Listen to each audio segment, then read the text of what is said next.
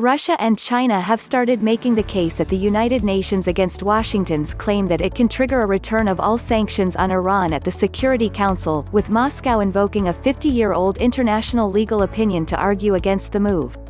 Russian Foreign Minister Sergey Lavrov and the Chinese government's top diplomat, Wang Yi, both wrote to the 15-member council and UN chief Antonio Guterres as the United States threatens to spark a so-called sanctions snapback under the Iran nuclear deal, even though Washington quit the accord in 2018.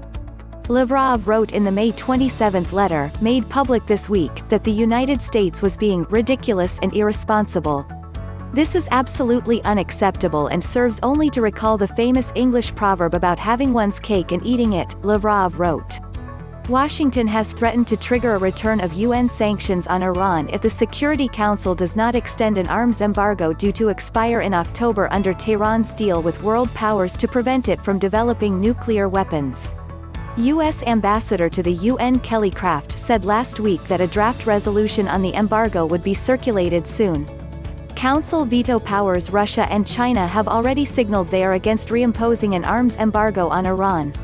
If they block the U.S. drafted resolution, then Washington will have to follow through on its sanctions snapback threat. The United States, no longer a participant to the JCPOA nuclear deal after walking away from it, has no right to demand the Security Council invoke a snapback, Wang wrote in his June 7 letter. The 2015 Iran nuclear deal, enshrined in a UN resolution, allows for return of sanctions on Iran, including the arms embargo, if Iran violates the deal. U.S. President Donald Trump quit the deal in 2018, branding the accord from Barack Obama's presidency as the worst deal ever.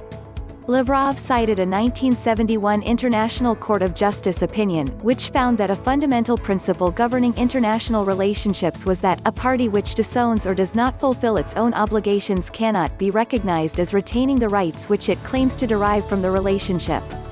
Iran has breached parts of the nuclear deal in response to the U.S. withdrawal and Washington's reimposition of sanctions. The United States argues it can still trigger the sanctions snapback because the 2015 UN resolution still names it as a participant. Diplomats say Washington would likely face a tough, messy battle.